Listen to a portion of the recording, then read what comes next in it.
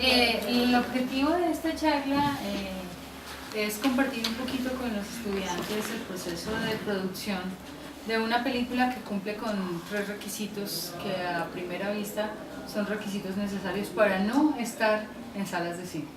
Que sea una película independiente, que sea una película de autor y que sea una película de no ficción.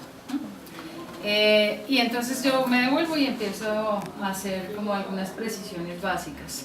Cuando hablamos de películas independientes, normalmente nos imaginamos que estamos refiriéndonos a películas de bajo presupuesto, ¿cierto? O a películas no comerciales, y es un error. Las películas independientes son todas aquellas que no están o que no han sido incubadas, que no han sido producidas al interior de uno de los 6 grandes estudios de Hollywood. De resto, todo lo que no se haya hecho ahí, todo lo demás es independiente. Es decir, que es tan independiente del Crepúsculo, es una película súper taquillera, ustedes lo saben, bastante comercial, como nunca. Estamos en la misma línea de las películas independientes. Es la primera precisión que habría que hacer. La segunda es acerca de la película de autor.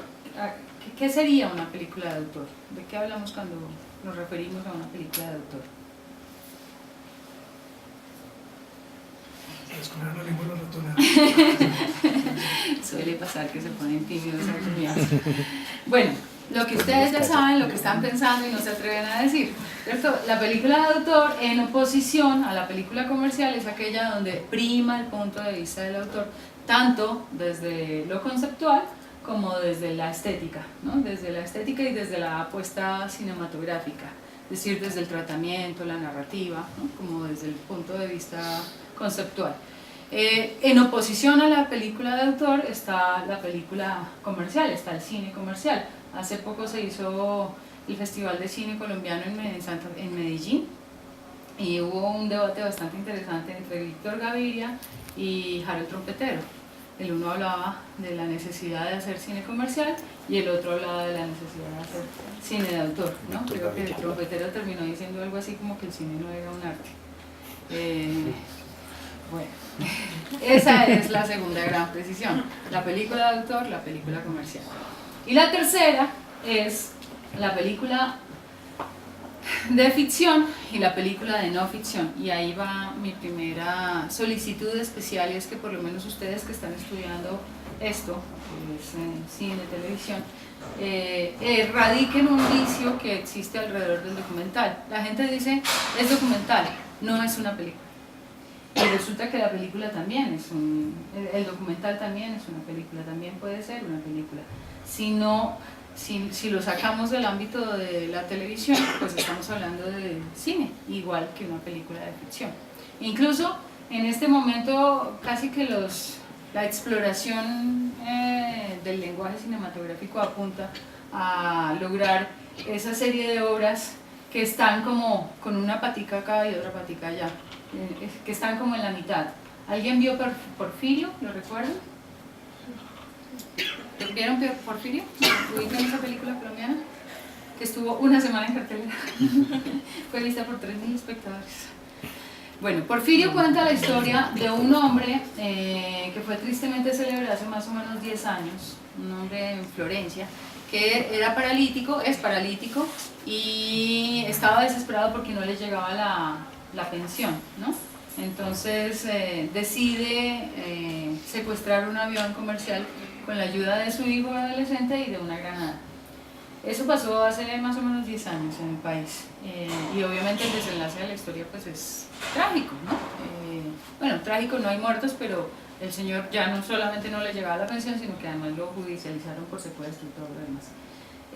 Tuvieron que pasar 10 años para que un realizador, y no un realizador colombiano, es una cosa bien particular, quisiera contar esa historia, que a todas luces es cinematográfica, ¿no? Entonces, Alejandro Landes, bueno, es una película colombiana, está catalogada como película colombiana, pero el director no es colombiano.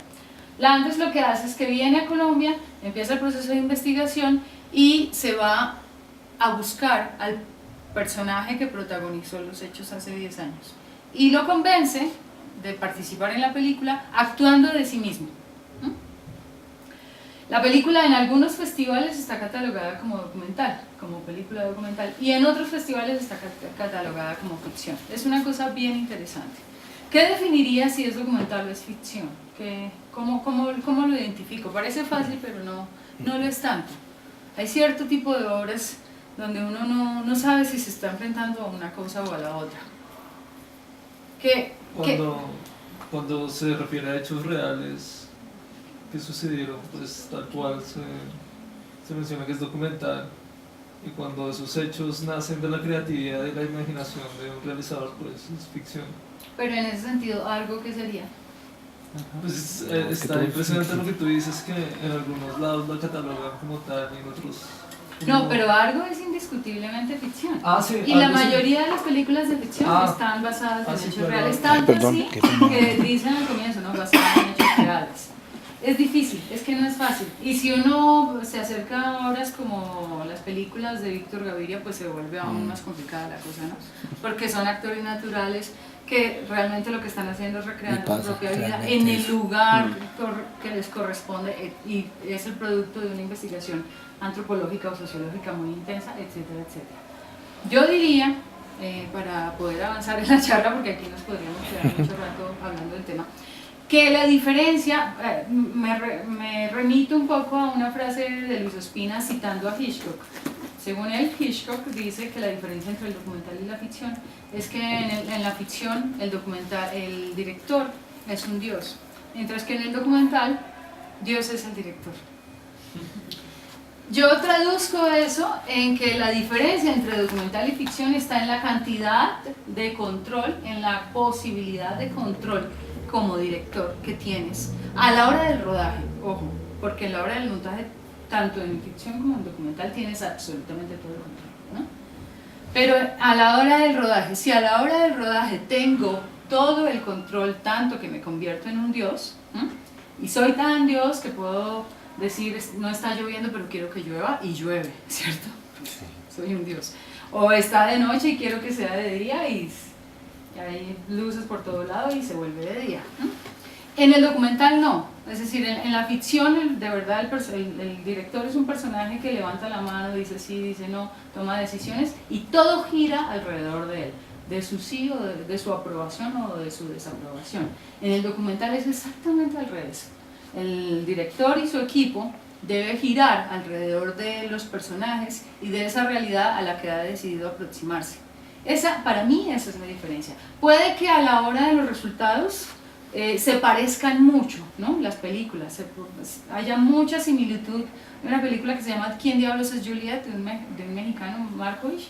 Uno vuelve y juega, no sabe realmente, además es una película maravillosa, está catalogada como documental, pero tiene agarra muchas cosas de la ficción. Pero es documental porque lo que hace Markovich es seguir a una chica jinetera cubana a lo largo de 3 años en su búsqueda del padre. Y se somete a lo que esa búsqueda le depara, ¿no? No presiona o no gestiona, no intermedia un guión, ¿no? Creo que esa sería la diferencia importante. Bueno, Don't Ka es una película independiente, de autor y de no ficción, que por una cosa extraña, particular, por una conjunción de los planetas, ha terminado en cartelera de cine comercial, arranca el próximo 13 de septiembre. Entonces la idea de la charla es hablar un poco del proceso, ¿no? A partir de los distintos procesos que conforman ese gran proceso que es el de producción. Entonces empezamos hablando de la fase de desarrollo, vamos a hablar de la producción, del montaje, la finalización y terminamos con la promoción. Entonces quiero mostrarles el teaser, que es lo que se elabora cuando se está en la... No te preocupes, no sé, ¿qué es lo que se elabora cuando se está en la fase de desarrollo? Es decir, cuando se está convenciendo a unos personajes de que el proyecto que uno tiene es interesante, es bueno.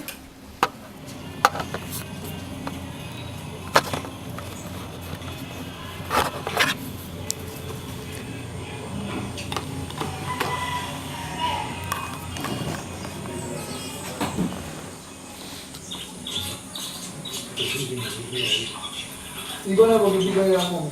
¡Oye! Mira.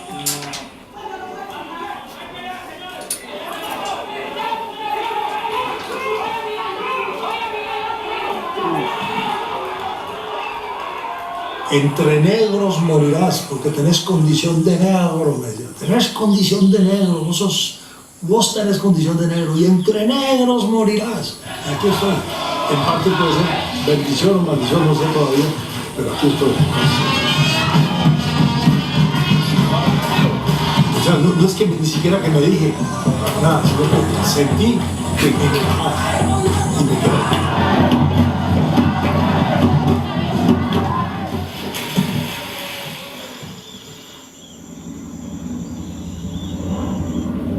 ¿Qué fue lo que pasó en estos días? ¿En estos días? Claro que me iban a llevar a nosotros. Con el ejército me tiene por acá, tirando vuelta por aquí ya. Nunca se deje someter y métaselo en la cabeza. Ay, familia, esta para estar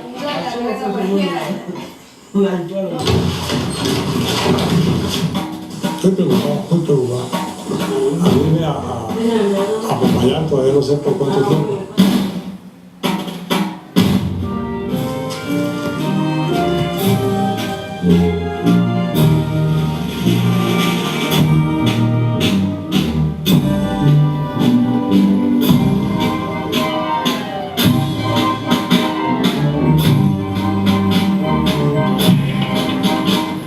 ¿Qué es la felicidad a fin de cuentas?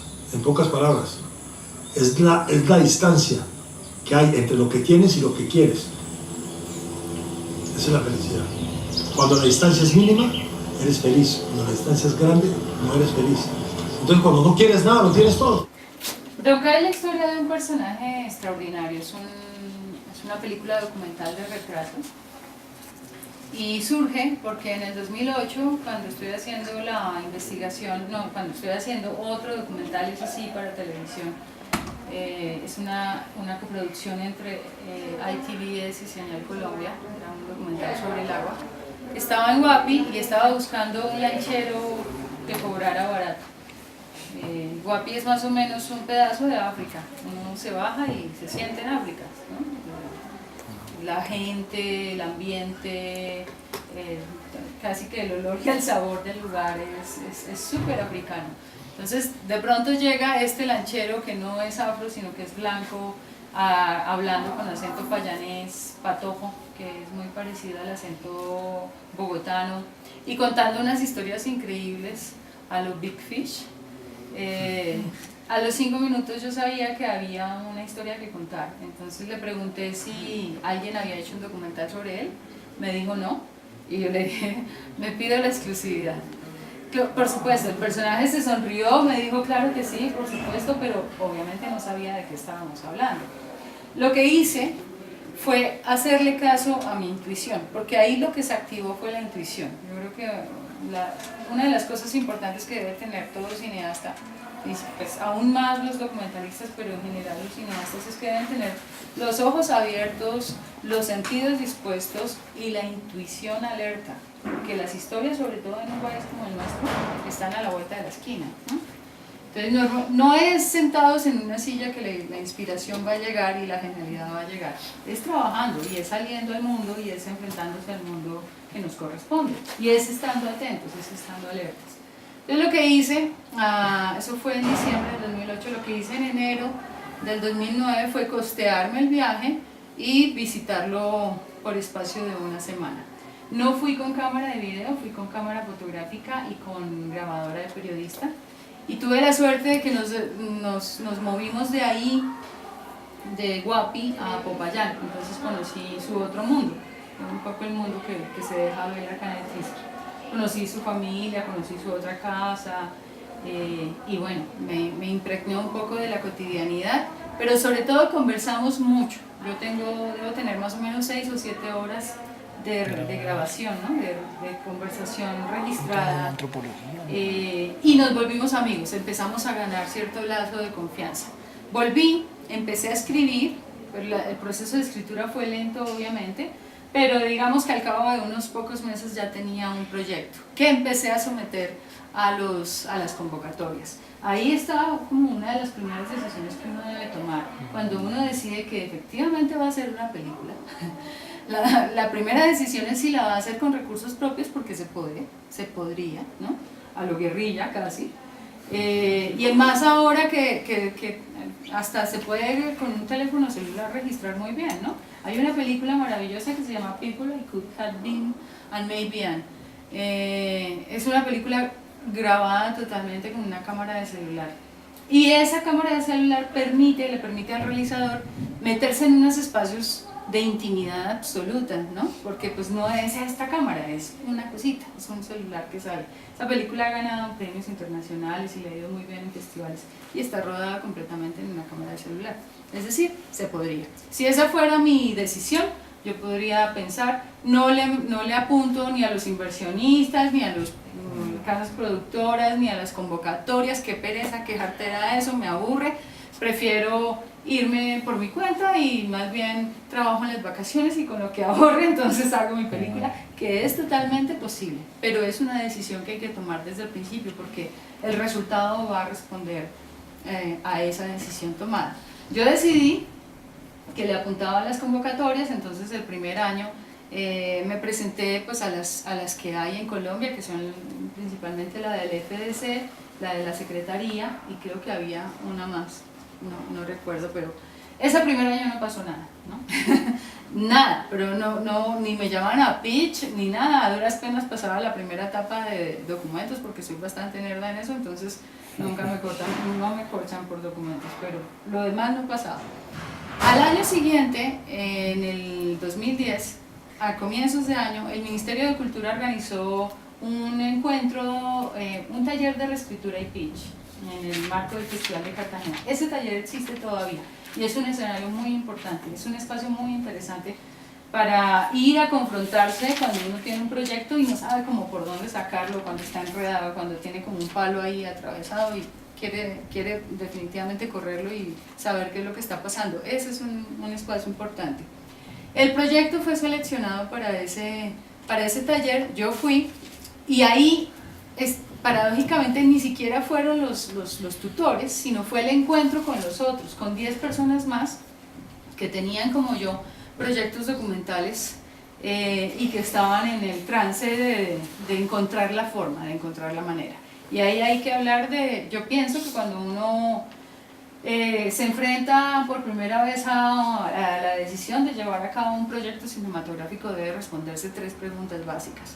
La primera es ¿qué voy a contar? La segunda es ¿por qué lo voy a contar? Y la tercera es ¿cómo lo voy a contar? Cuando yo me puedo responder el qué voy a contar, tengo una sinopsis. La sinopsis normalmente es de una página, pero para llegar a esa página puede pasar un año. Cuando me respondo el por qué lo voy a contar, tengo una motivación. El por qué parece fácil, porque pues es personal, ¿no? Pero no, es en realidad lo más difícil de todo. Y cuando me respondo el cómo lo voy a contar, tengo un tratamiento visual y sonoro, por un lado, y tengo una estructura narrativa, por otro lado, ¿sí? Si soy capaz de responderme esas 3 preguntas a cabalidad, tengo un proyecto, ¿sí? Y si lo he trabajado y he sido juicioso y he hecho una buena investigación, porque pues aparte, tanto en ficción como en documental es la investigación lo que le da la solidez a mi proyecto, pues de pronto tengo un proyecto que pueda ser ganador en una que otra convocatoria. Yo tenía el qué, clarísimo, y tenía el por qué. Extrañamente el por qué me salió pronto, porque identifiqué muy rápidamente el tema, pero no tenía el cómo. Entonces el cómo lo descubrí allá en ese taller, en la confrontación, en el encuentro y en el diálogo con los otros. Volví, reescribí mi proyecto, reescribí esa partecita que estaba como coja y apliqué de nuevo al FDC, ya no a la categoría de documental para 52 minutos, porque en ese momento la convocatoria era por formatos, era cortometraje, largometraje y documental como al ladito. Ahora es documental, ficción, animación, y dentro de documental está corto, largo, desarrollo, escritura, eso. En ese momento uno podía participar contra la ficción con un proyecto documental o con un proyecto de animación en la misma categoría que se llamaba producción de largometraje para finalizar en 35 milímetros. Se sabía, había 5 o 6 premios y se sabía que pues, lo más probable es que ganaran los proyectos de ficción, pero había la esperanza de que por quedar bien los jurados decidieran premiar un documental, pues porque pues sí, para no dejar de lado el género, para no echarse encima a los documentalistas, qué sé yo. Yo le apunté a ese premiecito y dije tengo un chance y le apunto a ese chance y ganamos por unanimidad además. Entonces claro, ese proyecto era, esa categoría, el estímulo era mucho mayor, era mucho más significativo que el de documental y ahí empezó pues el reto, digámoslo así, de hacer una película porque además era para terminar en 35 milímetros, ¿no? Hasta ahí lo que he descrito, el proceso que he descrito se llama desarrollo. Empieza desde el momento en el que uno tiene una idea, en el que se ilumina un bombillito por allá en algún lado, hasta el momento en el que tienes los recursos necesarios para echar tu proyecto a andar efectivamente, ¿cierto? Justo el momento previo para empezar a rodar. Esa fase de desarrollo, en el caso de Don K, como les cuento, se tomó alrededor de un año. Y el teaser, lo que acaban de ver, es un producto audiovisual que se hace en el marco de la fase del desarrollo, ¿sí? ¿Qué es el teaser? Es como un bocadito, es como un pedacito, es como una bromita. Yo le estoy diciendo a los jurados, mi proyecto es un ponqué delicioso que tiene semillas de girasol, que tiene chocolate y tiene fresas, ¿sí? En el teaser yo tengo que ponerle un pedacito de cada uno de esos elementos de los que le estoy hablando en el proyecto. Le estoy diciendo, le voy a demostrar que mi ponqué es bueno, va a ser bueno, le voy a dar un pedacito de mi ponqué. Entonces, esto que acaban de ver apunta a eso, ¿no?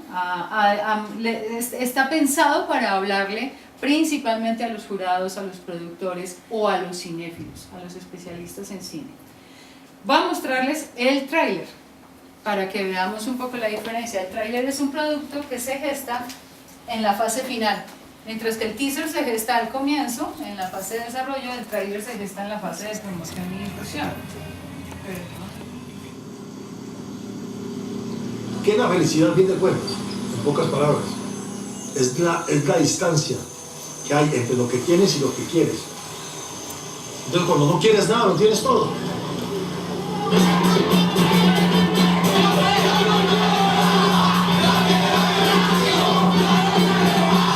¿Qué fue lo que pasó en estos días? ¿En estos días? Bueno, que lo iban a llevar a nosotros. Cuando empiecen a desaparecer los sapos, ahí es que se va a calentar esto.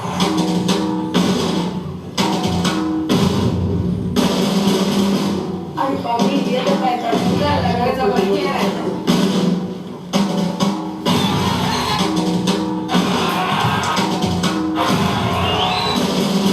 De que nada contra la corriente aquí se pliega, aquí no se puede nada contra la corriente. ¿Cuál les emociona más? ¿El teaser o el trailer? Indudablemente. El trailer está diseñado para eso, para apelar a la emoción del espectador y para hablarle a cualquier espectador. No tiene que ser un cinéfilo consumado. Pero observen que los elementos son básicamente los mismos del teaser. ¿Qué cambia en el trailer? Cambia, por ejemplo, el orden de los factores. Aquí el orden de los factores sí altera el producto. Porque si recuerdan, en el tráiler la presencia del conflicto va al comienzo y termina con la definición de la felicidad, es decir, termina tranquilamente. Primero te habla de un conflicto y luego te deja respirar y te deja una sensación como agradable, la vida es bonita, no hay que desear nada y ya somos felices. En el tráiler es exactamente al revés, ¿no? Primero te plantea el paraíso y luego te muestra el conflicto y hace un énfasis bárbaro en el conflicto. Bueno, ¿qué pasó entre el teaser y el tráiler? Es el proceso de producción y el proceso de montaje. El proceso de producción de Don K empezó nosotros ganamos el premio en el 2010, los estuvimos en el 2010, empezamos a rodar en diciembre del 2010 y terminamos el rodaje en diciembre del 2011.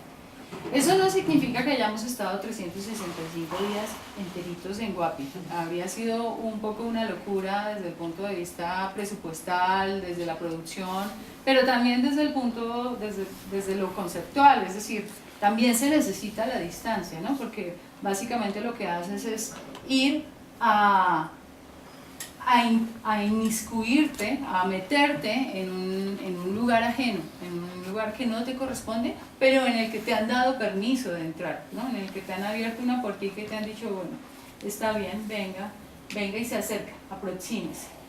Hay un documentalista español muy famoso que se llama José Luis Guerín. Él dice que para hacer documental se necesitan 3 años. El primer año para vivir, el segundo año para convivir y el tercer año para filmar. Yo le agregaría un 4.º año, que es el de montar, porque si uno ha filmado en un año, pues no va a montar en un mes, ¿cierto? En el caso de Don K, no, más o menos, casi nos acercamos a la ley de los 3 años de la que habla Guerín. Rodamos a lo largo de un año en tandas, ¿no? Hicimos más o menos 5 tandas de rodaje, es decir, 5 viajes. El primero exclusivamente a Guapi, luego fuimos de Guapi a Popayán, estuvimos en Popayán un tiempo. En Popayán la cosa se volvió más o menos una superproducción, porque en Guapi siempre fuimos un equipo de 3 personas, eso es algo muy muy importante, entre menos invasivos sea, es mucho mejor, ¿no? Entonces en Guapi siempre fuimos 3 personas, en Guapi y en Bonanza, que es la vereda donde él vive. En Popayán nos convertimos en un equipo de más o menos 20 personas, porque había que hacer unas cosas especiales, la iluminación de la Semana Santa es muy tenue, logramos un permiso muy difícil, que era el de rodar en las calles en la procesión de la Semana Santa, porque la gente de Popayán es demasiado, pues, cuida mucho su tradición. Entonces, si quieres grabar la Semana Santa, pues ellos tienen una calle destinada para la prensa, que está llena de luces, pues esto es luz venteada, toda muy plana, y con una tarima donde se suben todos los periodistas y ahí se codean los unos con los otros y ponen su cámara y hacen exactamente la misma imagen una y otra vez, que es la única imagen posible. Obviamente no queríamos eso, así que tuvimos que hacer bastante lobby con la Junta Pro Semana Santa y lo logramos, increíblemente lo logramos.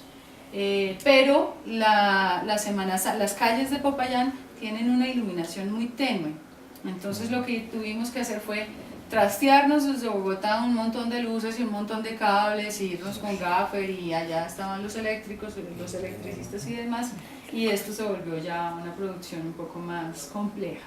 Además se hacían otro tipo de cosas como unas recreaciones que nunca quedaron al final en la película, porque ese es el otro elemento importante, y volvemos al comienzo de la charla, ¿no? El elemento de no control. No estoy controlando casi nada, ¿sí? Obviamente, como he hecho también la investigación, como conozco también el universo al que me voy a aproximar, sé más o menos qué es lo que va a pasar, ¿cierto? Por dónde van a surgir las cosas, más o menos cuál es la rutina de la gente, y puedo adelantarme en algunas ocasiones, pero nunca tengo el control de las situaciones. Entonces, lo más increíble, lo más bonito, es que esas situaciones que no corresponden a mi control, esas situaciones imprevistas, pueden ser precisamente las que enriquecen aún más tu historia, ¿no? Yo cuando me senté a escribir la estructura narrativa que la exige la convocatoria, nunca jamás, ni por más cabeza sádica que hubiera tenido, se me hubiera ocurrido poner en algún punto de la escaleta se dará una confrontación entre los paramilitares y la guerrilla justo al frente de la casa de Don K. Y eso fue lo que pasó en un momento dado. Entonces, Camilo me llamó muy angustiado diciéndome, no te voy a poder esperar. Yo viajaba como a los 2 o 3 días. No te voy a poder esperar porque acaba de pasar una cosa terrible y entonces hay una confrontación, me siento muy asustado, por alguna razón quedó como en el centro del conflicto y él quería salir de ahí inmediatamente. Dimos un compás de espera y gracias a la confianza ganada y al acuerdo entre los dos, porque uno no hace una película sobre un personaje sino con un personaje, ¿no? Él esperó, como que se tranquilizó y dio el tiempito para que llegáramos. Por supuesto, cuando llegamos no vimos ni a los guerrillos, ni a los paracos, ni a nadie. No me interesaba tampoco verlos, pero sí estaba el ambiente de tensión, ¿no? Era evidente el ambiente de tensión, tanto en los personajes como en la misma vereda, entre la misma gente. Yo hubiera podido no registrar, yo hubiera podido pasar por encima ese momento, porque ese momento no estaba en mi estructura narrativa, ¿no? No estaba contemplado. Pero lo que hice fue precisamente lo contrario. Me permití preguntarle. Ustedes escuchan cuando el niño David responde a una pregunta, ¿sí? Hay muy pocos, el documental no tiene talking head, no funciona con talking head. Tiene momentos de conversación muy bonita, de testimonios muy bonitos con Camilo, que es el único personaje que habla a la cámara, y solo en 2 o 3 ocasiones los niños conversan conmigo a través de la cámara, pero es una conversación. Entonces ahí me permito preguntarle al niño qué es lo que pasó en estos días, y él suelta. Ese es uno de los momentos más tensionantes y más fuertes de la película, además porque lo está contando un niño de 10, 12 años, con unas palabras de grande, ¿no? Con unas palabras de adulto, que le ha tocado, un niño que le ha tocado crecer en una situación, en una zona de conflicto. Ese momento es el que le da el clic a la película. O sea, puede que si eso no hubiera pasado, yo seguramente pues habría hecho pues otra película y habría funcionado, ¿cierto? Pero ese momento, esa situación de no control es la que permite que yo construya una narración casi aristotélica, en el sentido clásico, ¿sí? Está muy bien enmarcada. Es la presentación de un paraíso en el que todos quisiéramos vivir, un hombre como medio perdido de su mundo y de su tiempo, aparentemente en un lugar que no le corresponde, pero totalmente plácido, es un paraíso. Luego una manzana de la discordia, que en este caso es el conflicto, es decir, un conflicto al cuadrado, porque es el conflicto en términos de drama, en términos de narrativa, pero también es el conflicto colombiano, ¿no? Y un desarrollo del conflicto y una resolución. Eso surgió a lo largo del rodaje y fue evidente a la hora de montar. Claro, había igual decisiones que tomar. El montaje, además fue muy... Eso es otra cosa que permite el documental. Las fases, las distintas fases no son como tan categóricas. No es que yo concentro el rodaje en 30 días y ahí no me ocupo del mundo y no sé absolutamente de nada más, y después de esos 30 días empiezo la fase de montaje, que fácilmente puede durar 2 meses. En la ficción, en el documental hicimos un rodaje extendido a lo largo de 1 año, y a la vez en los intermedios íbamos visualizando, es decir, ya habíamos empezado el montaje. El montaje se hizo con Gabriel Baudé, lo hicimos, fue un trabajo de 2 personas, o sea, de Gabriel y mía, y fue muy bonito porque lo que hicimos fue estudiar el material mucho, casi que lo sabíamos de memoria, y luego sentarnos a conversar y a conversar y a conversar. Creo que estuvimos más o menos 2 meses conversando, sin montar nada, solo conversando.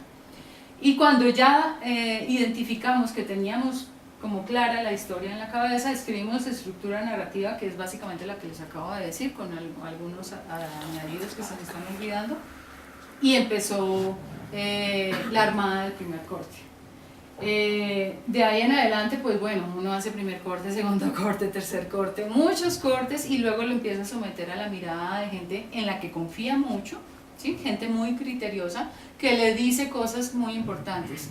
Hay que escuchar, ¿sí?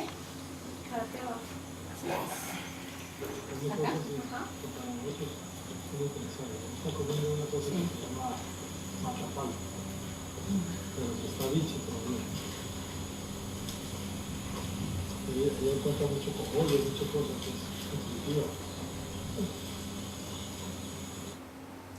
Bueno, esta es Micaela, que después de Camilo es, yo creo que uno de los personajes más importantes de la película. Y estos primeros 3 clips cuentan una historiecita, ya lo dije, entre Micaela y Freya, que era un perrito más bien joven. Usted tiene una digestión muy buena.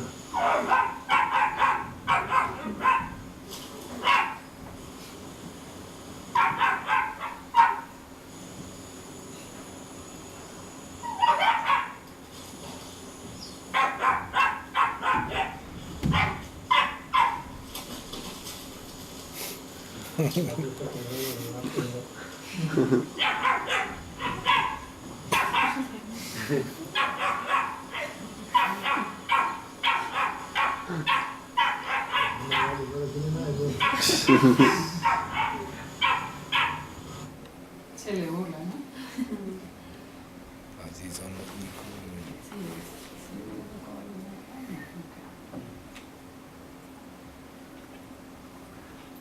¿Lo abrí mal? Ah, no.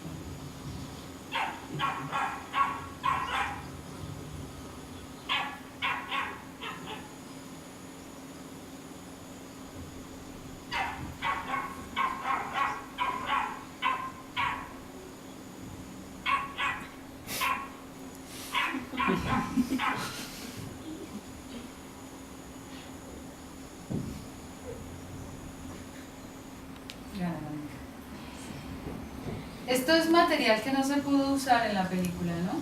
Que entre comillas sobró. Mucho más de tu piel de la ropa. Pero tiene calcio, eso sí ya se sabe.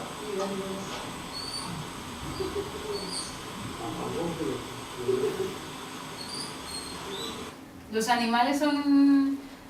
Y la relación entre los animales y entre los seres humanos y los animales son como uno de los elementos importantes del mundo de Don K. La película fácilmente se hubiera podido llamar El Arca de Don K, porque esto es una casa vieja, ruinosa, llena de animales todos sueltos. Micaela de vez en cuando está amarrada porque si no se volvería un problema. Como es tan inteligente y tan hábil, se comería la comida de los vecinos y haría destrozos y los vecinos la matarían, la asesinarían. Entonces tienen que amarrarla, pero está mucho tiempo suelta, paseando entre los árboles de la selva. De resto todos los animales están libres y todos tienen nombre, que eso es una cosa bonita.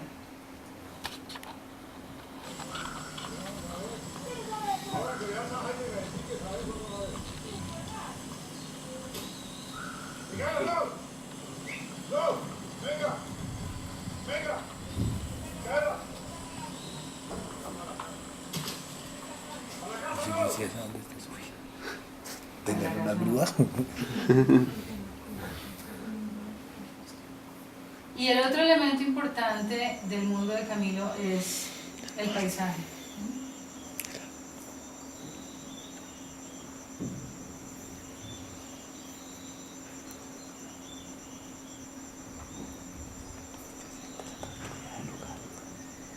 Es un amanecer en el río Guapi. Entonces después de, bueno, si sumamos los días efectivos de rodaje, debieron ser como 50 días, de estar en esta vereda donde no hay luz eléctrica, no hay agua potable, y bueno, el celular sí entra, pero no con tanta frecuencia.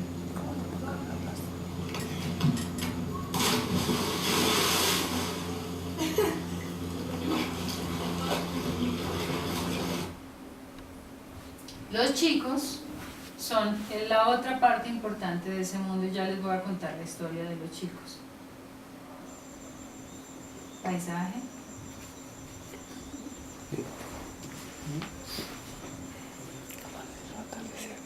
Es muy difícil, la fotografía en el Pacífico colombiano es un reto, porque siempre tienes arriba una franja gris, porque es la parte más húmeda del planeta, ¿no? Abajo una franja cafezosa, porque el río es café, y en la mitad una franja verde, la selva, ¿no? Pero además, para incrementar la dificultad, tienes a un protagonista que es Don K, absolutamente blanco, enrojecido, porque nunca se bronceó, sino que se quedó rojito como un camarón, y a unos niños absolutamente negros al lado, es que no los tienes separados, todo el tiempo están juntos. Entonces, realmente Ricardo Restrepo hizo una gran cosa con la fotografía. ¿Con qué cámara lo hicieron? Con X3, grabamos con X3.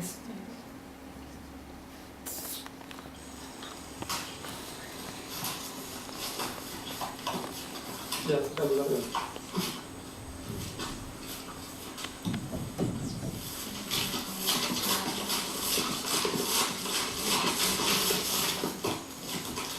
Es un árbol, ¿no? Lo que se carga ahí. Son muy, muy fuertes, son impresionantes.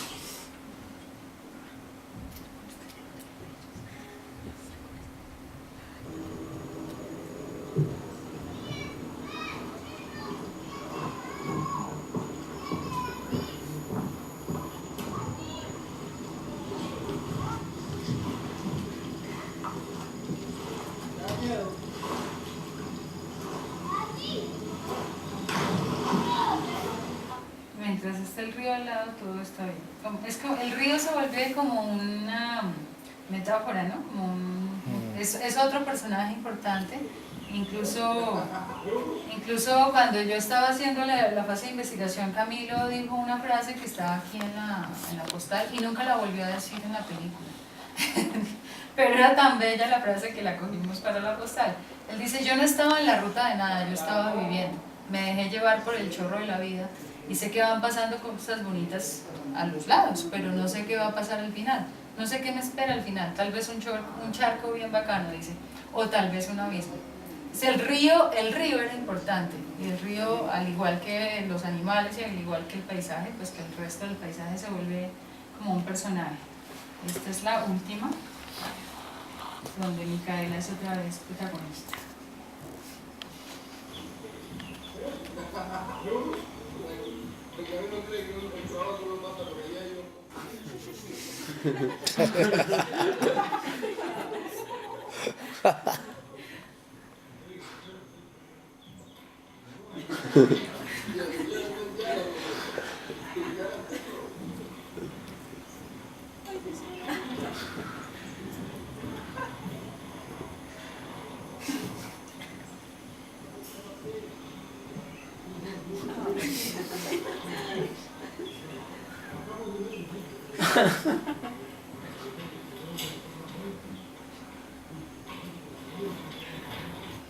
No lo lastima, solo quiere ser mamático, la mica. Camilo Arroyo es un personaje que a los 20 años, él es descendiente de esos grandes abolengos, ¿no? Payaneses, patojos. Dentro de su árbol genealógico está el sabio Caldas, él se crió en la casa de Caldas. Está Camilo Torres, el primer presidente de la República de Colombia, oficialmente hablando.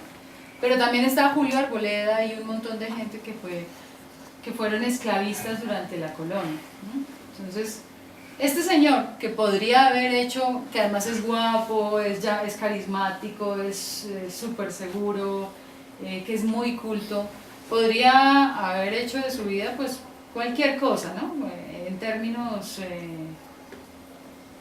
términos clásicos, en términos tradicionales, habría podido tener una vida muy exitosa. A los 20 años, lo que hace es que se va con los negros de San Juan de Mechengue en una expedición y se enmanigua, dice la familia, se enmaniguó, es decir, se enamoró de la selva. Y empieza a ir y a volver y a ir y cada vez se quedaba más y más y más. La familia, para traerlo por el lado bueno de la vida, le consiguió un puesto oficial en el que le pagaban bastante bien por no hacer casi nada. Y en el desarrollo de ese puesto se fue a Guapi, estuvo un mes en Guapi. Y cuando volvió, se sintió tan bien tratado, se sintió como tan en su lugar, que cuando volvió renunció, se compró una canoa y un motor y se fue para el Naranjo. Pero además de eso, o sea, de esta decisión pues libre, a mi juicio, le empieza a pasar una cosa muy particular y ahí vienen los chicos. Y es que cuando llega era inusual que hubiera tanto, pues que los niños no habían visto un hombre blanco, y mucho más tan blanco con una barba tan negra. Imagínense este señor a los 28 años, a los 30 años, un hombre alto, grande, con barba negra, larga. Era el terror de los niños negros. Entonces las mamás empezaron a llevarle a los que se portaban mal, a los que se orinaban en la cama, a los que no hacían caso, se los llevaban arrastrado y le decían: don Camilo, cómase lo que este niño se orina.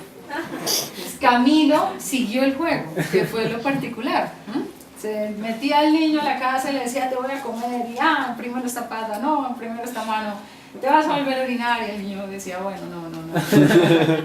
Y se le quitaba. Así que empezó a volverse amigo de los niños y terminó educando 3 generaciones de niños negros. Es una cosa bien particular, porque vuelve y juega, él es descendiente de esclavistas, ¿no? Entonces, lo que yo quería hacer era usar esta excusa de este personaje extraordinario, de estas historias increíbles, para hablar de algo más. Eso es muy importante cuando se hace retrato documental. El retrato tiene que ser sobre un personaje extraordinario, ¿sí? Que se sale de la media, por arriba o por abajo, pero se sale de la media, se sale del común. No es un ser humano cualquiera, no es un ser humano común y corriente. Tiene que tener algo que lo haga sobresalir, algo llamativo, algo especial. Entonces, pero si yo me quedo en eso, exclusivamente en el personaje y en su historia, no voy a poder hacer una película. Si acaso tendré una bonita crónica, tendré una muy buena anécdota o una muy buena serie de anécdotas, y de ahí no voy a pasar, ¿no? La libertad de las comunidades negras en Colombia, que aparentemente son libres hace 200 años, pero que siguen, ya no es un látigo, pero es la pobreza y es la violencia, ¿no? Y de la libertad del país y pues, ¿por qué no decirlo, del continente? Aparente libertad que tenemos, pero que en realidad estamos dando vueltas alrededor de un concepto que nunca se vuelve real. Era esa la idea. Entonces, el personaje, vuelve y juega, el personaje debe ser la excusa para hablar de esa cosa grande, y sus historias me permitían, me ayudaban a hablar de eso. Él tiene una historia maravillosa que no quedó en la película después. Él cuenta que cuando tenía 20 años, lo que sé yo, lo invitaron a cenar a la casa de una de sus tías más elegantes, la señora Chavos. Y él fue con Fernandito, un niño negro que se había criado en su casa, se había criado como un hermano más. Entonces fueron, hicieron la visita, y a la hora de pasar a la mesa, pues Fernandito, el niño negro, se sentó, ¿no?, al lado de todos. No estaba estipulado que fuera así, entonces le pasaron otra sillita, se sentó, comió bien, todo muy bien, lo resolvieron muy bien, porque los patojos son bastante polites. Pero al salir del almuerzo, la tía se lo lleva a un lado y le dice: Camilito, estamos muy felices, muy congraciados con ese gesto tan bonito que tú tienes con ese niño, pero recuerda que él desciende de los que fueron nuestros ancestros, le dice. Y él se suelta y le responde: prefiero venir del robado y no del ladrón. Yo quería contar esa historia y no fue posible, no hubo manera. La idea de contar esa historia era a partir de una recreación, porque eran las historias del pasado que eran importantes, pero era a partir de los espacios, ¿no? Pedimos permiso en la casa, en el Museo Valencia, que tiene unos muebles así fastuosos y que eran perfectos, y nos inventamos un dolly con una silla de ruedas alquilada, y fue muy difícil, es decir, yo creo que fue de las escenas que más trabajo nos costó y que más dinero nos costó, porque era toda una puesta de luces y el sonido y todo lo demás. Funcionaba muy bien. No sé si ustedes han visto Santiago, de Joao Moreira Salles. Él hace un documental sobre el que fue el mayordomo de su casa. El mayordomo ya es viejo, pues va a su casa, a la casa del mayordomo, que se llama Santiago, en un apartamentico en Italia. Rueda porque eso sí es cine, rueda con él a lo largo de 9 días, y luego trata de montar una película y nunca logra terminar esa película. Y él dice: en el papel funcionaban muy bien las ideas, pero a la hora del montaje, en la sala, ya no estaban bien. Y podían verse bellas, pero no era suficiente, no era lo que necesitaban, no era lo que quería. Entonces no termina esa película nunca. 13 años después vuelve y coge el material en bruto, los roches, y hace una película que se llama Santiago, reflexiones sobre el material en bruto. Y en esa película cuenta, ¿sí?, hace 2 cosas: hace un retrato sobre Santiago, pero en realidad hace una reflexión sobre el oficio del cineasta y específicamente sobre el oficio del documentalista. Y se pregunta cosas como, por ejemplo, ¿con qué poder o qué poder me atribuyo yo como documentalista para convertir una persona en un personaje. ¿Hasta dónde estaríamos dispuestos a llegar por conseguir una imagen bella, por ejemplo? Y hasta dónde estamos dispuestos a renunciar a las ideas que concebidas en el papel funcionan muy bien, pero que a la hora del montaje no funcionan. Es una película bellísima, es un clásico. Si pueden verla, ahí la profe les ayuda a conseguirla. Terminamos la fase de montaje después de más o menos 10 meses. La fase de finalización, que fue todo el diseño sonoro con una persona que es más o menos una estrella del diseño sonoro, Elena Eskenazi, de Temporada de Patos y otras muchas películas, se hizo en Argentina, y la fase de corrección de color se hizo en Colombia con la gente de 2.35, que realmente lo están haciendo muy bien. Muy bien, tenemos una película y ahora la película no está completa hasta que no se enfrenta con el público, ¿no? La fase de promoción y difusión es tan agotadora que normalmente uno no la calcula, ¿no? Uno no la tiene dentro de su cronograma. Y es necesario incluirla no solo dentro del cronograma, sino también dentro del presupuesto, porque es muy costosa.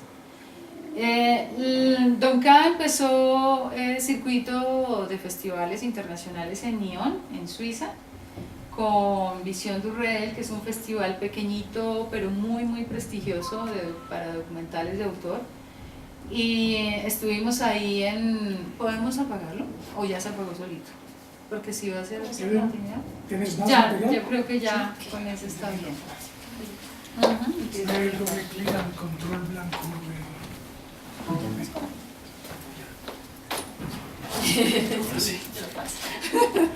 De raíz.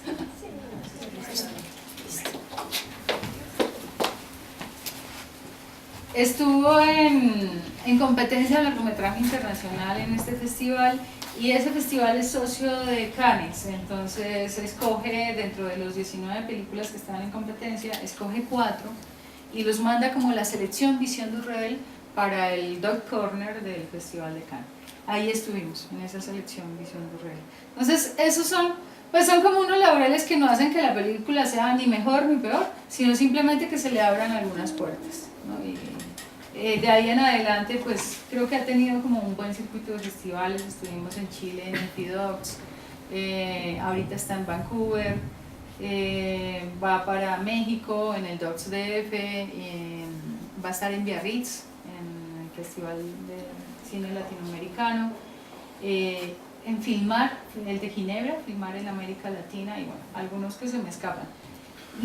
Le ha ido bien en festivales, pero todo eso es nada al momento de salir a la sala de cine. Entonces ya es el momento de enfrentarse con el público en estreno comercial. Logramos estar en Cine Colombia, yo creo que por 2 cosas. Una, porque efectivamente pues el cine colombiano en general creo que ha dado unos pasos, o sea, damos tumbos todavía obviamente, pero es innegable que a partir de la ley, y se le pueden hacer todas las reproches y todas las mejoras que queramos a la ley del cine, pero es innegable que a partir de la ley el panorama es mucho más abierto y hay muchas más posibilidades de hacer buenas películas, de hacer malas películas también, pero es que si no se hacen, pues no se hacen ni buenas ni malas, es haciendo y errando como se va construyendo. Y por otro lado, porque, eso sí tiene nombre propio, porque hace 2 años estuvo Apaporis en salas de cine comercial y logró un número increíble de espectadores, ¿no? Y Apaporis hizo 44.000 espectadores. Suena chistoso decir que eso es un número increíble de espectadores si uno lo compara con El Paseo, que hace 1 millón de espectadores, ¿no? Pero si lo comparamos con otras películas de ficción colombianas, como La Playa, por ejemplo, que estuvo en el Festival de Cannes en una sección especial, en una cierta mirada, La Playa hizo 9.000 espectadores. O, no sé, La Estrella del Sur, que es la ópera prima de un chico muy talentoso y muy joven, hizo 3.500. Pescador que es coproducción con Ecuador y que tiene estrellas rutilantes, hizo 3.000 espectadores y salieron todas en la primera semana, ¿no? Y Porfirio, de la que ya hablamos, hizo 3.000 espectadores. Entonces que venga Paporis, una película documental, a hacer 44.000 espectadores es una cosa increíble, y creo, diría yo, que eso hizo que los exhibidores miraran con otros ojos a las películas documentales. Cuando presentamos Don K, pues a las personas en Cine Colombia que deciden, no hubo ninguna duda, al contrario, hubo como una euforia. Y pues ustedes saben que acabamos de salir de La Eterna Noche de las 12 Lunas. Está Sugarman, no es colombiana, pero es documental, es del género. Y viene Don K, y después de Don K viene El viaje del acordeón. Entonces es un momento interesante en términos de distribución, y es un momento interesante porque los exhibidores han abierto la puerta, pero se puede volver a cerrar. O sea, La Eterna Noche de las 12 Lunas estuvo una semana. Una semana en la mayoría de las salas, y creo que en la Avenida Chile aguantó su segunda semana y ya, y salió. Y creo que su cifra es 3.000, 3.200, o está alrededor de los 3.000 espectadores. Entonces, si vuelve y pasa que las películas documentales se quedan registrando las cifras más bajas, la puertica se va a volver a cerrar. Es un momento interesante, y yo creo que hay que aprovecharlo y hay que apoyar este tipo de obras. Obviamente estoy hablando en términos personales, pero también estoy hablando en términos del cine colombiano, y de las opciones que nosotros mismos podemos abrir. Pues la invitación es a eso, a que nos apoyen un poco el 13 de septiembre que sale la película, a que entren a la página de Facebook, a que den me gusta, a que lo pongan en sus muros y lo compartan con Raimundo y todo el mundo, y a que hablen. A veces ni siquiera, pues ya se sabe que que la taquilla es un caso perdido, pero a veces lo que queda es el impacto que genere. Eso también es muy importante. Les agradezco mucho la atención, y ahora sí los escucho si tienen algunas preguntas. Que tengan, muchachos. En este caso, la taquilla de las películas, pues influye mucho la promoción de las mismas. En este caso, el presupuesto para la promoción de la película, ¿de dónde surge o de dónde salió?